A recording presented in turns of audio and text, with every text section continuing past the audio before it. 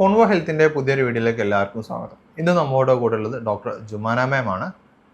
നമുക്കിന്ന് ഒരുപാട് ആളുകൾ അനുഭവിക്കുന്ന ഒരു പ്രശ്നത്തെക്കുറിച്ച് ഡിസ്കസ് ചെയ്യാൻ വേണ്ടിയിട്ടാണ് നമ്മൾ ഇന്ന് കൂടിയിട്ടുള്ളത്. അതായത് ഒരു പുരുഷന്മാർ ഇപ്പോൾ വളരെ ചെറിയ പ്രായം മുതൽ പ്രായമുള്ള ആളുകൾ വരെ അനുഭവിക്കുന്ന പ്രശ്നമാണ് ഉദ്ധാരണക്കുറവ് അല്ലെങ്കിൽ ഇറക്ടൈൽ ഡിസ്ഫങ്ഷൻ എന്ന് പറയുന്ന പ്രശ്നത്തിൽ അനുഭവിക്കുന്ന ആളുകൾ. പലപ്പോഴും നമ്മളെ ക്ലിനിക്കിൽ വന്ന പേഷ്യൻസ് പറയുന്നത്, ഡോക്ടറെ പണ്ടൊക്കെ നല്ല ഉദാഹരണം ഉണ്ടായിരുന്നു, പക്ഷെ പിന്നീട് അത് നഷ്ടപ്പെട്ടു, അല്ലെങ്കിൽ ചില സമയങ്ങളിൽ തീരെ ഉദാഹരണം നടക്കുന്നില്ല, അഥവാ ഒരു തവണ ബന്ധപ്പെട്ടാൽ പിന്നീട് ഉദാഹരണം നടക്കുന്നത് ചിലപ്പോൾ മണിക്കൂറുകൾ കഴിഞ്ഞിട്ടായിരിക്കും എന്നൊക്കെ പറഞ്ഞിട്ട് ഒരുപാട് ആളുകൾ വരാറുണ്ട്. അപ്പം ഇത്തരം പ്രശ്നമുള്ള എല്ലാ ആളുകളുടെയും ഈ പ്രശ്നത്തെ നമുക്ക് നല്ലപോലെ പ്രശ്നങ്ങൾ ട്രീറ്റ് ചെയ്ത് അതിന് നല്ലപോലെ സോൾവ് ചെയ്ത് അവർ നല്ലൊരു കുടുംബജീവിതം, ഒരു ഹാപ്പി ആയിട്ടുള്ള കുടുംബജീവിതം എങ്ങനെ നയിക്കാമെന്നുള്ളതാണ് നമ്മൾ ഇന്നത്തെ വീഡിയോയിൽ ഡിസ്കസ് ചെയ്യാൻ പോകുന്നത്. നമ്മൾ നേരത്തെ പറഞ്ഞ പോലെ നമ്മുടെ കൂടെ ജുമാന ഡോക്ടർ ഉണ്ട്, നമുക്ക് ചോദിക്കാം. Hi ma'am. ഞാൻ നേരത്തെ പറഞ്ഞ പോലെ ഒരുപാട് ആളുകൾ ഇന്ന് അനുഭവിക്കുന്ന ഒരു പ്രശ്നമാണ് ഈ ഉദാഹരണക്കുറവ്, അല്ലെങ്കിൽ ഇറക്ടൈൽ ഡിസ്ഫങ്ഷൻ, അല്ലെങ്കിൽ ശീഘ്രസ്ഖലനം എന്നോ പറഞ്ഞിട്ടുള്ള ബുദ്ധിമുട്ടുകൾ, സ്റ്റാമിന ഇല്ലാത്ത പ്രശ്നങ്ങൾ, സമയക്കുറവ്, അല്ലെങ്കിൽ എനർജി ഇല്ലാത്ത പ്രശ്നങ്ങൾ. ഇത്തരം പ്രശ്നങ്ങളായിട്ട് ഒരുപാട് ആളുകൾ നമ്മളെ ക്ലിനിക്കിൽ വരുന്നുണ്ടല്ലോ. ഇപ്പം മാം ഇപ്പോൾ കണ്ടതിൽ ഏറ്റവും കൂടുതൽ ഈ ഉദാഹരണത്തിൻ്റെ പ്രശ്നം വരുന്നത് ഏതൊരു ഏജുള്ള ആളുകൾക്കാണ്? ഉദാഹരണത്തിൻ്റെ പ്രശ്നം പ്രധാനമായിട്ടും ഡയബറ്റിസ്, അതായത് 40 കടന്നുള്ള ആളുകൾക്കാണ് കൂടുതലായിട്ടും കണ്ടുവരുന്നത്. കാരണം യങ്സ്റ്റേഴ്സിൽ കൂടുതലും കണ്ടുവരുന്ന ശീഘ്രസ്ഖലനം എന്ന് പറയുന്നത് പ്രിമച്വർ ഇജാക്കുലേഷൻ ആണ് കൂടുതലായിട്ടും യങ്സ്റ്റേഴ്സിൽ ഒരു 20 to 30s കണ്ടുവരുന്നത്. എന്നാൽ 40s മുകളിലുള്ളവർക്കാണ് ഈ ഇറക്ടൈൽ ഡിസ്ഫങ്ഷൻ. അത് മെയിൻലി ഷുഗർ അല്ലെങ്കിൽ ഡയബറ്റിസിൻ്റെ ഒരു ആഫ്റ്റർ എഫക്റ്റ് ആയിട്ട് കുറേ പേര് അപ്രോച്ച് ചെയ്തിട്ടുണ്ട്. ഓക്കെ, ഇപ്പോൾ ഇത് നമുക്ക് ഷുഗർ അല്ലാതെ മറ്റെന്തൊക്കെ പ്രശ്നങ്ങൾ നമുക്ക് ഇതിനൊരു കാരണമാവാറുണ്ട്? ഇറക്ടൈൽ ഡിസ്ഫങ്ഷൻ ഇപ്പോൾ പ്രോസ്റ്റേറ്റ് ഗ്രന്ഥിയുടെ വീക്കം ഒരു കാരണം തന്നെയാണ്. അതിലോട്ടുള്ള പ്രധാനമായിട്ടുള്ള രക്തയോട്ടം കുറയുന്നതും, അതേപോലെ പ്രോസ്റ്റേറ്റ് ഗ്രന്ഥിയുടെ വീക്കം നമ്മൾ അതിൽ എടുക്കുന്ന മെഡിസിൻസിൻ്റെ സൈഡ് എഫക്റ്റ് ആയിട്ടും വരും. കാരണം പ്രോസ്റ്റേറ്റ് ഗ്രന്ഥിയുടെ വീക്കത്തിനായിട്ട് അവർ യൂറിൻ്റെ ഫ്ലോ കൂട്ടാൻ ഒരു മെഡിസിനാണ് തരുന്നുണ്ടാവുക. അത് എടുക്കുന്ന സമയത്ത് ആ ഒരു ഉദാഹരണത്തിൻ്റെ പ്രശ്നം മാത്രമല്ല, അവർക്ക് ആ ഒരു ഡിസയർ, ആ ഒരു തോന്നൽ തന്നെ, ഫീലിംഗ് തന്നെ ഒട്ടും ഇല്ലാത്തൊരവസ്ഥ. ബാക്ക് ഫ്ലോ എന്ന് പറയും, അതായത് സെമൻ ഒട്ടും പുറത്തോട്ട് വരുന്നില്ല, അത് യൂറിനേഷൻ വഴി അങ്ങനെ തിരിച്ചു പോകത്തക്ക രീതിയിൽ ബാക്ക് ഫ്ലോവും ഈ പ്രോസ്റ്റേറ്റ് ഗ്രന്ഥിയുടെ വീക്കത്തിന് മെഡിസിൻ എടുക്കുന്നവർക്ക് ഒരു സൈഡ് എഫക്റ്റ് ആയിട്ട് കണ്ടുവരുന്നുണ്ട്. ഓക്കെ, ഇപ്പോൾ നമ്മളിപ്പോൾ ഷുഗർ ഡോക്ടർ ഉണ്ടെന്ന് പറഞ്ഞു. ഈ ശരിക്കും എങ്ങനെയാണ് ഈ ഷുഗറുള്ള ആളുകൾക്ക് ഈ ഉദാഹരണത്തിൻ്റെ പ്രശ്നം ഉണ്ടാകുന്നത്? ഷുഗർ എന്ന് പറയുമ്പോൾ നമ്മൾ ഡയബറ്റിസ് മെയിനായിട്ട് അഫക്റ്റ് ചെയ്യുന്നത് 3 ഭാഗത്തിനെയാണ്. ഒന്ന് നമ്മൾ റെറ്റിനോപ്പതി എന്ന് പറയും, നമ്മുടെ കണ്ണുകളിനെ. പിന്നെ നെഫ്രോപ്പതി എന്ന് പറയുന്ന കിഡ്നീസിനെ. അടുത്തത് എഫക്ട് ചെയ്യുന്ന ഡയബറ്റിക് ന്യൂറോപ്പതി എന്ന് പറയുന്നത് നമ്മുടെ ഞരമ്പുകളിനെയാണ്, നെർവ്സിനെയാണ് കൂടുതലായിട്ട് എഫക്ട് ചെയ്യുന്നത്. അപ്പോൾ ഈ ഉദാഹരണ ശേഷിക്ക് നമുക്ക് ഏറ്റവും കൂടുതൽ ആവശ്യം എന്ന് പറയുന്നത് നെർവ്സിന്റെ ഒരു ഇൻടാക്ട് പവറാണ്. അപ്പോൾ ഇവർക്ക് ഷുഗർ ഒരു ഔട്ട് ഓഫ് കൺട്രോൾ ആയി കഴിയുമ്പോൾ ഡെഫിനറ്റ് ആയിട്ടും അവരുടെ നെർവ്സിന് ഡാമേജ് ഉണ്ടാവും. അതുകൊണ്ട് തന്നെയാണ് ഷുഗർ ഉള്ളവർക്ക് വേദനയുടെ ഒരു ഇത് സെൻസേഷൻ ഉണ്ടാവില്ല, പെയിൻ ഉണ്ടാവില്ല തീരെ. അതിന് കാരണം തന്നെ മരവിപ്പ്. അതിനൊക്കെ റീസൺ എന്താന്ന് വെച്ചാൽ ഈ ഒരു നെർവ്സിൽ വരുന്ന ഡാമേജ് ആണ്, നെർവ് ടിഷ്യൂസിൽ വരുന്ന ഡാമേജ്. അപ്പൊ അത് തന്നെയാണ് ഈ ഒരു ഇറക്ടൈൽ ഡിസ്ഫങ്ഷൻ പ്രധാന കാരണമായിട്ട് വരുന്നത്.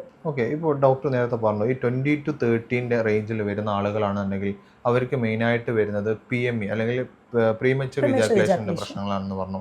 അതെന്തുകൊണ്ടാണ് ആ ഒരു പ്രായത്തിൽ പ്രത്യേകമായിട്ട് കണ്ടുവരാൻ കാരണം? പ്രീമച്വർ ഇജാക്കുലേഷന് മേജർ ഒരു റീസൺ എന്ന് പറയുന്നത് മാസ്റ്റർബേഷൻ അല്ലെങ്കിൽ സ്വയംഭോഗം തന്നെയാണ്. പ്രീവിയസ് ഹിസ്റ്ററി നമ്മളത് ചോദിച്ചു നോക്കുമ്പോൾ വളരെ ക്ലിയർ ആയിട്ട് നമുക്കത് മനസ്സിലാക്കാനായിട്ട് പറ്റും. അല്ലെങ്കിൽ ഒരുപാട് സെക്ഷുവൽ ഡിസയേഴ്സ് അടക്കി വെച്ചിട്ടുള്ളവർ, ഫ്രീക്വൻ്റ് ആയിട്ട് മാസ്റ്റർബേറ്റ് ചെയ്തിട്ടുള്ള ഇവർ 2 പേരിലും തന്നെ ഈ ശീഘ്രസ്ഖലനം, ടൈമിംഗ് ഇഷ്യൂസ്, അത് വിത്തിൻ ഒരു 1 മിനിറ്റ് പോലും ചിലർക്ക് 2 or 3 സെക്കൻഡ്സിൽ തന്നെ ഇജാക്കുലേറ്റ് ചെയ്യുന്ന ആ ഒരു ഹിസ്റ്ററി കണ്ടുവരുന്നത് മെയിൻലി ഈ മാസ്റ്റർബേഷൻ ഹിസ്റ്ററി ഉള്ളവർക്കാണ് കൂടുതലും കണ്ടുവരുന്നത്. ഓക്കെ, ഇപ്പോൾ നമ്മൾ മെയിനായിട്ട് ഡിസ്കസ് ചെയ്തൊരു കാര്യമാണ് പ്രീമച്വർ ഇജാക്കുലേഷൻ, അതായത് ശീഘ്രസ്ഖലനം, അതാണ് ഉദാഹരണ പ്രശ്നം.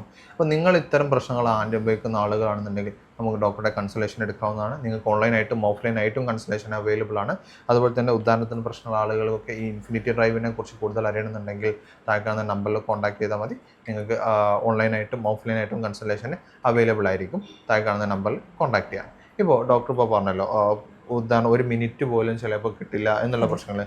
ശരിക്കും ഒരു നല്ലപോലെ ഒരു ഹെൽത്തി ആയിട്ടുള്ള ഒരാളാണെന്നുണ്ടെങ്കിൽ അവർക്ക് ശരിക്കും എത്ര ടൈം അവർക്ക് ഇൻ്റർകോഴ്സ് നടത്താൻ പറ്റും? 2 to 5 minutes ആണ് പറയുക. 1 minute ലെസ് ആയിട്ട് പറയുമ്പോഴാണ് നമുക്കത് കറക്റ്റ് ഡയഗ്നോസ് ചെയ്യാൻ പറ്റുക പ്രിമച്വർ ഇജാക്കുലേഷൻ എന്ന്. 5 minutes വരെ, 5 to 10 minutes വരെ ചിലർക്ക് ലാസ്റ്റ് ചെയ്യും. പക്ഷേ അറ്റ്ലീസ്റ്റ് ഒരു 3 to 5 minutes എങ്കിലും വേണം. 1 minute താഴെയാണെന്നുണ്ടെങ്കിൽ ഷുവർ ആയിട്ടും അവർക്ക് പ്രിമച്വർ ഇജാക്കുലേഷൻ ഉണ്ട് എന്ന് തന്നെയാണ് ഡയഗ്നോസിസ്. 2 സെക്കൻഡ് 3 സെക്കൻഡ്സ് ഒക്കെ ഉണ്ടെങ്കിൽ പിന്നെ അത് സിവിയർ സ്റ്റേജ് ആണ്. PME തന്നെ സിവിയർ സ്റ്റേജ് ആണ്. ഓക്കെ, ഇപ്പോൾ എല്ലാവരെയും പ്രത്യേകിച്ച് യുവാക്കൾക്കിടയിലുള്ള ഒരു സാധനമാണ് ഒരു അരമണിക്കൂർ അല്ലെങ്കിൽ ഒരു മണിക്കൂറൊക്കെ ഇന്റർകോഴ്സ്, അതായത് സെക്ഷൽ ഇന്റർകോഴ്സ് മാത്രം, ഫോർപ്ലേ ഒന്നും കൂട്ടാതെ ഇന്റർകോഴ്സ് തന്നെ നടക്കണമെന്ന് പറയാറുണ്ട്. ശരിക്കും അത് എങ്ങനെയാണ് അത്ര ഒരു തോട്ടിലേക്ക് ആളുകൾ എത്തിപ്പെട്ടത്? അത്തരം തോട്ട് വരാനുള്ള മേജർ റീസൺ ഒരുപാട് പോൺ അഡിക്ട്സ് അല്ലെങ്കിൽ പോൺ ഫിലിംസിനെ കണ്ടിട്ട് അവരുടേതായിട്ടുള്ള ഒരു നമ്മൾ ഹ്യൂമൻ ബീയിങ്ങിൽ നിന്നും അപ്പാർട്ട് ഫ്രം അത് ഇപ്പോൾ ഒരു 2 hour 3 hour അല്ലെങ്കിൽ 4-5 ദിവസം ഷൂട്ട് ചെയ്തിട്ടായിരിക്കും അവർ അത്രയ്ക്കും ഷോർട്ട് ആൻഡ് ചെയ്യുന്നത്. അപ്പം അത് കണ്ട് ശീലിച്ചവർ അതേ ഒരു ഇമാജിനേഷനിൽ അതേ ഒരു എക്സ്പെക്ടേഷനിലായിരിക്കും പാർട്ട്നേഴ്സിൻ്റെ അടുത്ത് അപ്രോച്ച് ചെയ്യുക. ഇത് പല രീതിയിലും ഇവർക്ക് എന്താണെന്ന് വെച്ചാൽ വെർച്വൽ ആയിട്ട് ഇവർക്ക് സെക്ഷൽ തോട്ട്സും കാര്യങ്ങളും കൂടുതൽ ഉണ്ടാവും. എന്നാൽ നേരിട്ടൊരു പാർട്ട്ണറുടെ അടുത്ത് കോൺടാക്റ്റിലാവുന്ന സമയത്ത് പ്രിമച്ചുർ ഇജാക്കുലേഷൻ ചിലർക്ക് ഈടിയും ഒരു കാരണമാവുന്നുണ്ട്. അതായത് മെന്റൽ ആയിട്ടുള്ള ഒരു ഫ്രസ്ട്രേഷൻ കാരണം ഇതും അവർ ഇമാജിൻ ചെയ്തതും ഈ പ്രാക്ടിക്കൽ ആയിട്ടുള്ളതും രണ്ടും വേറെ വേറെയാണ്. അതിൽ സിനിമാറ്റിക് ആയിട്ടുള്ളതും പിന്നെ അതിൽ വെച്ച് ക്രിയേറ്റ് ചെയ്യുന്ന ആളുകളുടെ തമ്മിൽ ഡിഫറൻസ് ഉണ്ട്, നമ്മൾ സൗത്ത് ഇന്ത്യൻ പീപ്പിൾസ്. അപ്പോൾ ഈ ഒരു ഇമാജിനേഷൻ തന്നെയാണ് പ്രധാന റീസൺ. അതായത് നാച്ചുറലി അല്ല അവരുടെ ഒരു തോട്ട്സും കാര്യങ്ങളും ഒക്കെ തന്നെ. അപ്പോൾ സിനിമാറ്റിക് ആയിട്ട് എടുത്തിട്ടുള്ളത് മൈൻഡിൽ ഫിക്സ് ചെയ്തിട്ടാണ് പലരും ആ ഒരു പ്രീ തോട്ട് ഒക്യുപ്പൈ ചെയ്തിട്ട് ഇങ്ങനെ ആയിരിക്കും എന്ന് എക്സ്പെക്ട് ചെയ്തിട്ടാണ് വരുന്നുണ്ടാവുക. അപ്പോൾ 1 മണിക്കൂറും 2 മണിക്കൂറും കിട്ടേണ്ട അവിടെ എനിക്ക് 5 മിനിറ്റ് 15 മിനിറ്റ് കിട്ടുന്നുള്ളൂ എന്ന് പറയുമ്പോൾ അവരത് ഓട്ടോമാറ്റിക്കലി വിചാരിക്കുന്നത് എനിക്ക് എന്നൊരു കുഴപ്പമുണ്ട് എന്നാണ് വിചാരിക്കുന്നത്. ശരിക്കും അങ്ങനെയല്ല. ഫോർപ്ലേയും ഇതൊക്കെ കൂടി തന്നെ പോവുകയാണെങ്കിലും നമുക്ക് ഹാഫ് ആൻ അവർ അല്ലെങ്കിൽ 1 hourനുള്ളിൽ എന്ന ഫോർപ്ലേ ഒക്കെ കൂടിയിട്ടാണ്. നോർമൽ ഇന്റർകോഴ്സ് എന്ന് പറയുമ്പോൾ അത് യൂഷ്വലി 5 to 10 minutes അത്രയ്ക്ക് സസ്റ്റെയിൻ ചെയ്യാനായിട്ട് പറ്റുള്ളൂ. ഹ്യൂമൻ ബീയിങ്ങിന് അങ്ങനെയാണ് അതിൻ്റെ ഒരു സൃഷ്ടി. ഈ പറഞ്ഞ പോയിന്റ് എല്ലാവരും നോട്ട് ചെയ്യേണ്ട ഒരു കാര്യമാണ്. നിങ്ങൾ പലരും ഇപ്പോൾ പ്രത്യേകിച്ച് ഇത്തരം പ്രശ്നങ്ങൾ ഉണ്ടായാൽ ഫസ്റ്റ് നൈറ്റ് പോകുന്ന ആളുകളായിരിക്കും. ഡോക്ടർക്ക് തന്നെ ഒരുപാട് എക്സ്പീരിയൻസ് ഉണ്ടാവും. ചില സമയത്ത് ഈ പോൺ അഡിക്ഷൻ്റെ കാര്യങ്ങളായിട്ട് നമ്മൾ പല ഡോക്ടേഴ്സായിട്ട് സംസാരിക്കുന്ന സമയത്ത് അവർ പറയുന്ന ഒരു കാര്യമാണ്, ഒന്നെങ്കിൽ ബോയ് വരും എന്നിട്ട് പറയും പിന്നെ ഞാൻ പോൺ വീഡിയോസ് കണ്ട രൂപതല്ല സ്ത്രീയെ, പിന്നെ അല്ലെങ്കിൽ അവരാ ജനറ്റിൽ ഏരിയൊന്നും ഞാൻ കണ്ടതല്ല, അവരതൊക്കെ വെളുത്തിട്ടാണ്, ഇവരത് ഭയങ്കര ഒരു ഡാർക്ക്നെസ് ആണ്, എനിക്കൊന്നും തോന്നുന്നില്ല എന്ന് പറയുന്ന ആളുകളുണ്ട്. അല്ലാന്നുണ്ടെങ്കിൽ പിന്നെ എനിക്ക് ഫസ്റ്റ് നൈറ്റിൽ ഭയങ്കര പ്രതീക്ഷയോടായിരിക്കും ഈ മെയിലാണെങ്കിലും ഫീമെയിൽ ആയിരുന്നു പോകുന്നത്. പക്ഷേ ചിലപ്പോൾ ഫസ്റ്റ് ടൈം ആയിരിക്കും ഇവരെന്ത് ചെയ്യുന്നത് ഇന്റർകോഴ്സിൽ ആദ്യമായിട്ടായിരിക്കും ഇന്റർകോഴ്സ് നടത്തുന്നത്. വളരെ ചുരുങ്ങിയ സമയം കൊണ്ട് എന്ത് ചെയ്തിട്ടുണ്ടാവും ഈ പുരുഷൻ്റെ ചിലപ്പോൾ ഇജാക്കുലേഷൻ സംഭവിച്ചിട്ടുണ്ട്, സ്കലനം സംഭവിച്ചിട്ടുണ്ടാവും. അത്തരം ബുദ്ധിമുട്ട് അതിന്റെ പേരിലെ പ്രശ്നങ്ങളുള്ള സ്ഥലങ്ങളിൽ ഇറക്ടൈൽ ഡിസ്ഫങ്ഷൻ തന്നെ വരാറുണ്ട്. അങ്ങനെ തന്നെ, അതായത് ഒരു 4 months ആയിട്ടും എനിക്ക് വൈഫിന്റെ കൂടെ കോൺടാക്ട് ചെയ്യാൻ പറ്റിയിട്ടില്ല. അതിന് എന്താ കാരണം എന്ന് വെച്ചാൽ മൈൻഡിൽ ഇവര് ഇമാജിൻ ചെയ്തിട്ടുള്ളത് വേറെ ഇതാണ്. അപ്പോൾ അത് വെച്ച് നോക്കുമ്പോൾ അവർക്ക് ഡയറക്റ്റ് നാച്ചുറൽ ആയിട്ടുള്ളത് അവർക്ക് പോസിബിൾ ആവുന്നില്ല. പിന്നെ അതിന് അതിൽ പറയുന്ന പോലെ വാക്സ്ഡ് വെജൈനസും അതൊക്കെ കണ്ടിട്ടാണ് അവര് മൈൻഡ് ഫിക്സ് ചെയ്തിരിക്കുന്നത്.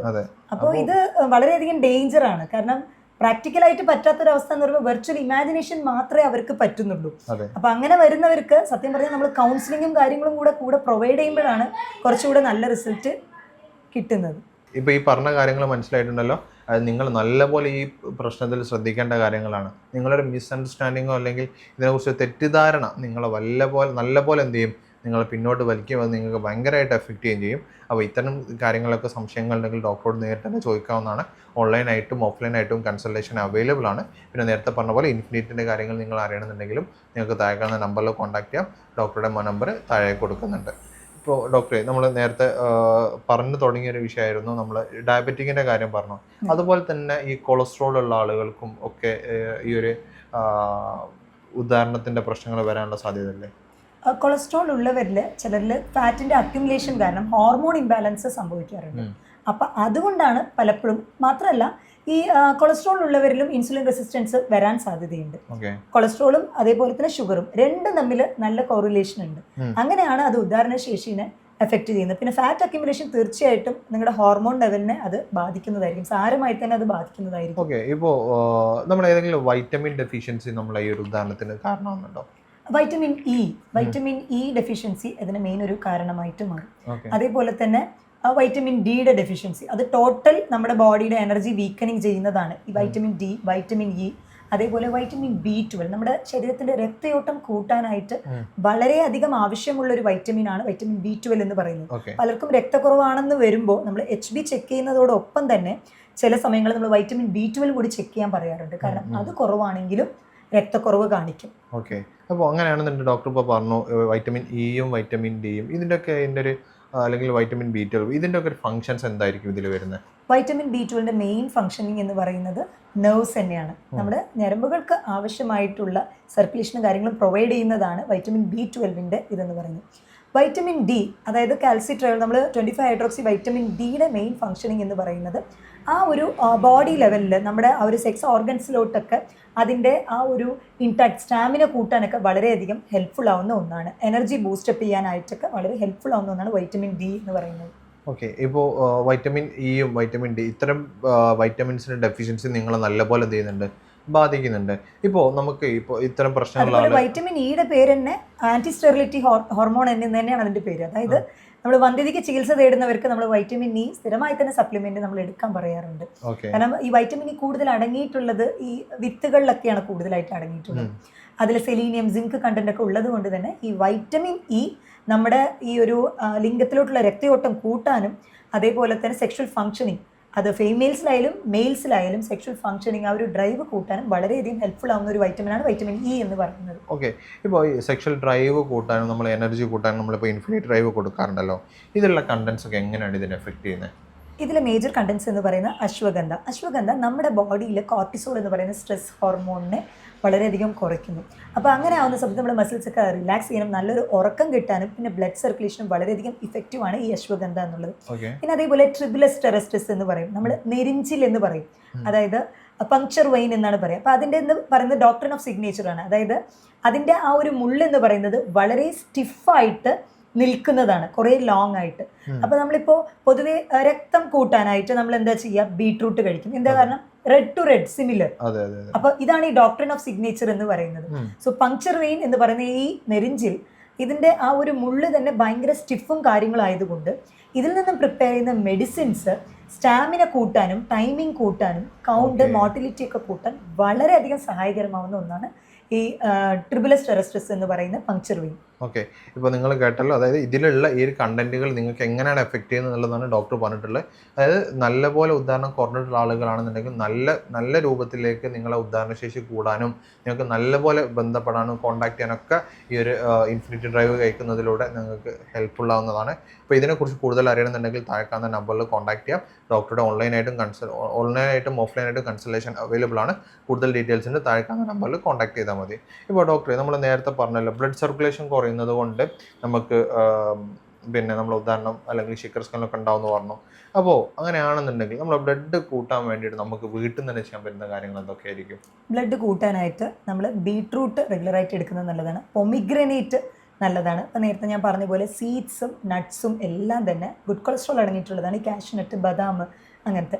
അപ്പോൾ നട്ട്സും നല്ലതാണ്. അതേപോലെ vitamin E, selenium, zinc content അധികം അടങ്ങിയിട്ടുള്ള പംകിൻ സീഡ്സ്, അത് ചിയ സീഡ്സ്, ഇതെല്ലാം എല്ലാ വിത്തുകളിലും നമുക്ക് കൂടുതലായിട്ടും ഈ ഒരു സെലീനിയം കണ്ടന്റ് കൂടുതലാണ്. അത് ഉദ്ധാരണശേഷിയുടെ പവർ കൂട്ടാൻ സഹായകരമാവുന്ന ഒന്നാണ്. സീഡ്സിന്റെ മിക്സ്ചേഴ്സ് നമുക്ക് എടുക്കാവുന്നതാണ്. എല്ലാ സീഡ്സിന്റെയും മിക്സ്ചേഴ്സ് ആയിട്ടും അവൈലബിൾ ആണ്. അത് വളരെ സൺഫ്ലവർ സീഡ്സിലെ വൈറ്റമിൻ ഇ റിച്ച് ആണ് സൺഫ്ലവർ. സൂര്യകാന്തി പൂവിന്റെ ആ ഒരു സീഡ്സ് എന്ന് പറയുന്നത് വളരെ എഫക്റ്റീവ് ആണ്. അത് യൂഷ്വലി അത് സപ്ലിമെന്റ് ആയിട്ട് തന്നെ എടുക്കാൻ പറയാറുണ്ട്. ഓക്കെ, അപ്പോൾ അതുപോലെ നമ്മൾ നേരത്തെ ഡിസ്കസ് ചെയ്തൊരു പ്രശ്നമായിരുന്നു ഡയബറ്റിക് കൂടുന്ന സമയത്തും നല്ലപോലെ ഇത്തരം പ്രശ്നങ്ങൾ ഉണ്ടാവും എന്നുള്ളത്. നമുക്ക് ഡയബറ്റിക് കൺട്രോൾ ചെയ്യാൻ വേണ്ടിയിട്ട് നമുക്ക് എന്തൊക്കെ നമുക്ക് ചെയ്യാൻ പറ്റും? ഡയബറ്റീസ് കാരണം വരുന്ന ഇടിക്ക് ആദ്യം ഷുഗർ കൺട്രോൾ ചെയ്യുന്നത് വേണം. അപ്പോൾ അതിന് ഏറ്റവും ഇഫക്റ്റീവായിട്ട് കണ്ടുവരുന്ന ഞാൻ ഈ ഇൻഫിനിറ്റ് ഡ്രൈവ് കൊടുക്കാറുണ്ട്. അതിൻ്റെ കൂടെ തന്നെ ഞാൻ കൊക്ക അതിൻ്റെ മെഡിസിൻ കൊടുക്കാറുണ്ട്. ഇത് സൗത്ത് അമേരിക്കയിൽ കണ്ടുവരുന്ന ഒരു പ്ലാന്റ് ആണ്. അതിൻ്റെ ഡ്രൈഡ് ലീവ്സ്, ഉണങ്ങിയ ആ ഒരു ഇലകളിൽ നിന്ന് പ്രിപ്പയർ ചെയ്യുന്നതാണ് ഈ കൊക്ക എന്നുള്ള മെഡിസിൻ. ഇത് വളരെയധികം ഇഫക്റ്റീവാണ്. അതായത് ഇറക്ടൈൽ ഡിസ്ഫങ്ഷൻ വിത്ത് ഡയബറ്റിസ് മെലിറ്റസ്, പ്രമേഹം കാരണം വരുന്ന ഇറക്ടൈൽ ഡിസ്ഫങ്ഷന് വളരെ ഇൻഡിക്കേറ്റഡ് ആയിട്ടുള്ള ഒരു മരുന്നാണ് ഈ കൊക്ക എന്ന് പറയുന്നത്. ഓക്കെ, അതായത് നമുക്ക് നല്ലപോലെ നിങ്ങൾ ഡയബറ്റിക് കൺട്രോൾ ചെയ്യുകയാണെന്നുണ്ടെങ്കിൽ നിങ്ങൾ ഈ ഉദാഹരണ പ്രശ്നങ്ങളൊക്കെ മാറിക്കിട്ടും എന്നുള്ളതാണ്. ഇപ്പോൾ നമ്മൾ ഉദാഹരണത്തിൻ്റെ ഒരുപാട് സംശയങ്ങൾ നിങ്ങൾക്കുള്ളത് നമ്മൾ ഡിസ്കസ് ചെയ്തിട്ടുണ്ട്. അതായത് നിങ്ങൾക്ക് എങ്ങനെയാണ് ഇതിൻ്റെ ബുദ്ധിമുട്ട് വരിക എന്നുള്ളതും അതെങ്ങനെയാണ് നമ്മൾ ട്രീറ്റ് ചെയ്യുക എന്നുള്ളതും അതെങ്ങനെയാണ് നമുക്ക് മാറ്റിയെടുക്കാം എന്നുള്ളതാണ് നമ്മൾ ഡിസ്കസ് ചെയ്തിട്ടുണ്ടായിരുന്നത്. ഇപ്പോൾ നമ്മൾ ഡോക്ടറുടെ റിസൾട്ട് തന്നെ നോക്കുകയാണെന്നുണ്ടെങ്കിൽ തന്നെ ഒരുപാട് ആളുകൾക്കാണ് നമ്മൾ ഇത്തരം പ്രശ്നങ്ങൾ ക്യൂർ ചെയ്തിട്ട്, അതായത് വർഷങ്ങളായിട്ട് ഉണ്ടായിരുന്ന ബുദ്ധിമുട്ടുകളൊക്കെ തന്നെ പല ബുദ്ധിമുട്ടുകൾ നമുക്ക് ED മാത്രമല്ല, ഡയബറ്റിക്കിൻ്റെ പ്രശ്നങ്ങൾ, പ്രോസ്റ്റേറ്റിൻ്റെ പ്രശ്നങ്ങൾ, അപ്പോൾ അത് റിലേറ്റ് ചെയ്തുള്ള പ്രശ്നങ്ങൾ, ഇത്തരം പ്രശ്നങ്ങൾക്കൊക്കെ വർഷങ്ങളായിട്ട് ബുദ്ധിമുട്ടുന്ന ആളുകൾക്ക് പോലും വളരെ പെട്ടെന്ന് ഈ ഇത്തരം പ്രശ്നങ്ങൾ ക്യൂർ ചെയ്യാനും സാധിച്ചു. അതുപോലെ തന്നെ അവർക്ക് നല്ല ലൈഫിലേക്ക്, ഹാപ്പി ആയിട്ടുള്ള ലൈഫിലേക്ക് നമുക്ക് കൊണ്ടുപോകാൻ സാധിച്ചു എന്നുള്ളതാണ്. അപ്പോൾ നമുക്ക് ഇതിനെ കുറിച്ച് നമ്മൾ കൂടുതലായിട്ട് നിങ്ങൾക്ക് എന്തെങ്കിലും അറിയണമെന്നുണ്ടെങ്കിൽ താഴെ കാണുന്ന നമ്പറിൽ കോൺടാക്ട് ചെയ്യാവുന്നതാണ്. ഡോക്ടറുടെ ഓൺലൈനും ഓഫ്ലൈനായിട്ട് കൺസൾട്ടേഷൻ അവൈലബിൾ ആണ്. പിന്നെ നിങ്ങൾക്ക് ഈ ഒരു സപ്ലിമെൻറ്റ്സിൻ്റെ ആവശ്യമുണ്ടെങ്കിൽ ഇൻഫിനിറ്റ് ഡ്രൈവ് എന്ന സപ്ലിമെൻറ്റിൻ്റെ ഫുഡ് സപ്ലിമെൻ്റ് ആണ്. ഇതിനെക്കുറിച്ച് കൂടുതൽ അറിയണമെന്നുണ്ടെങ്കിൽ താഴെ കാണുന്ന നമ്പറിൽ കോൺടാക്ട് ചെയ്താൽ മതി. ഡോക്ടർ നേരത്തെ പറഞ്ഞ പോലെ ഡോക്ടറുടെ ഓൺലൈനും ഓഫ്ലൈനായിട്ട് കൺസൾട്ടേഷൻ അവൈലബിൾ ആണ്. അതിനെക്കുറിച്ച് ഡീറ്റെയിൽ അറിയണമെന്നുണ്ടെങ്കിൽ താഴെ കാണുന്ന നമ്പറിൽ കോൺടാക്ട് ചെയ്യാം. ഇതുപോലുള്ള മറ്റൊരു വീഡിയോ ആയിട്ട് നമുക്ക് വീണ്ടും കാണാം. താങ്ക്